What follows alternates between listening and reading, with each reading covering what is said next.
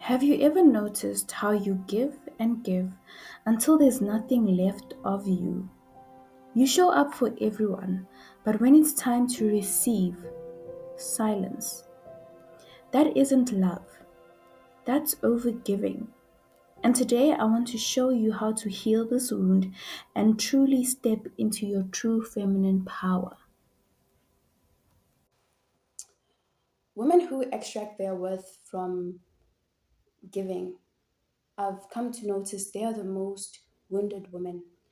And the reason why I say this is because a woman who is a natural giver finds it very easy and very normal to consistently give her energy and apply effort to others and not to herself, because throughout her life she's been conditioned that that's how life is supposed to be. You should take care of your family, you should take care of others before you take care of yourself.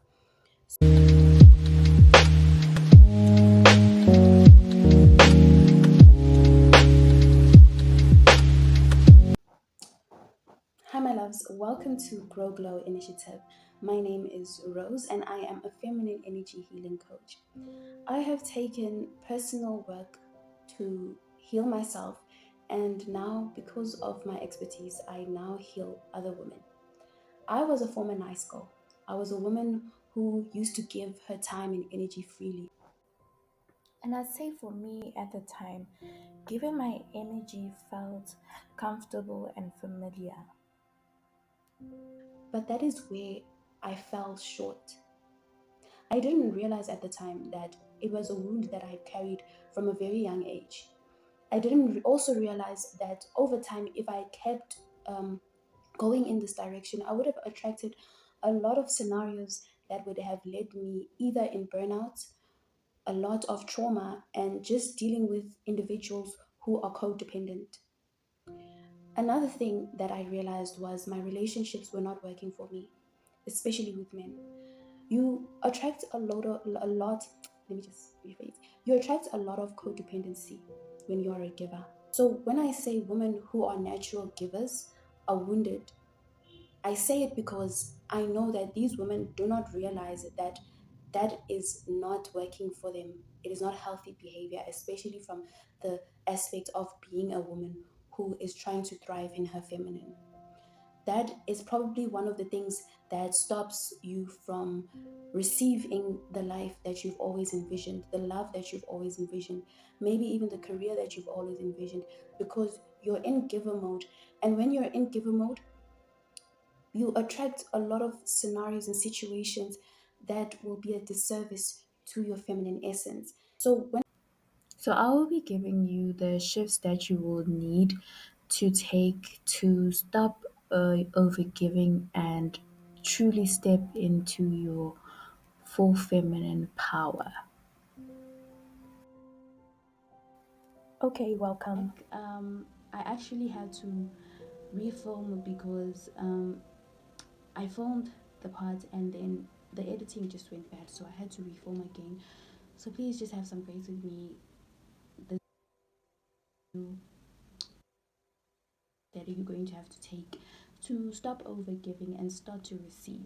So I've written them down because I actually forgot what I wrote, what I said in the other video. So, well, obviously, I would not know my own, like, it's my knowledge, but I forget it. So, human nature.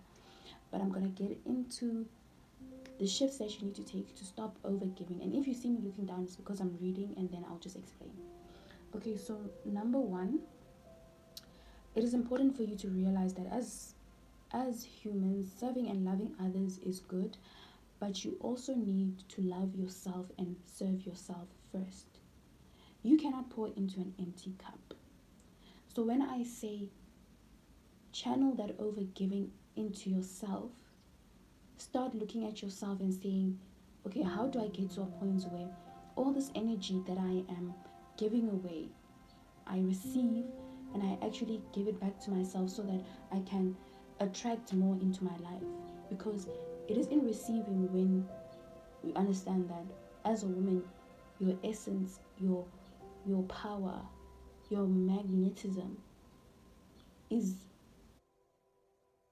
more tied to being able to receive, not just from people, but from the universe. You need to understand that your overgiving patterns are blocking your blessings. You think that you might be doing the right thing by giving to a person, but remember that energy, that seed that you are sowing into that person might add on to them, but you need to understand that it's not adding on to you, because you're not giving yourself the opportunity to from that energy. Everything is energy, but I'm going to get into energetic uh, energetic frequency in a later stage, but let's just focus on your overgiving patterns, how to stop that. And then number 2, rewire belief pattern. Where in your childhood did someone make you consciously or subconsciously believe that giving is where your worth lied? Where in your childhood, so you need to go back to your inner child and revisit your inner child and say, where in my childhood did I ever feel like someone made me feel like giving was the worth that I needed to have in this world? Especially as a woman, it might have been your mother, it might have been your father, it might have been friends. It's many things, it's many situations that have happened over time that have made you feel like your worth is tied to giving, and over giving for that matter. Because giving is okay. Being a person who wants to help others and give, when you are fully poured into, is the biggest blessing you can be into in this world. I'm not saying be selfish. I'm not saying don't help people. I'm saying stop over giving. That energy that you keep extracting in yourself, that energy that you need, the energy that keeps calling you and saying, hey, I need you. The reason why you are in burnout is because there is somewhere in your life where you are giving more than you should be. And then number 3, practice saying no nowadays more than you say yes. If you have a cycle of giving again and again, I need you to peel back your energy. I need you to peel back your essence. I need you to start showing some boundaries. And boundaries is just that basic no. Even an energetic no is enough. Because that energetic no speaks volumes, not only to the person that you're saying no to, but to the universe. Because you need to understand that the person that you are is a mirror for the universe. So whatever is being reflected to you, your life, the life that you're living right now, it's a mirror. So every time you keep giving, this is what the universe thinks now, to say, oh, this is how if she feels like she needs to give, I'm going to give her scenarios and people that she'll have to serve so that she can keep giving and giving. And those people that you quote unquote have to give to, that you feel like you have to give them something because that's how you'll feel worthy, those people are the kind of people who are not even going to be thankful, who are not even going to be appreciative. They're not going to show the appreciation. That's when even in your relationships, that's when you start attracting men who are so entitled to what you give them, to the energy you give them, because you are naturally an overgiver. And a simple thing that you do to them is like, I don't care, like, she did it, what does it have to do with me? That means I am the prize. That means I am so great. That's why a lot of men in this generation think that they are the prize, and I'm not saying it because I'm trying to bash men.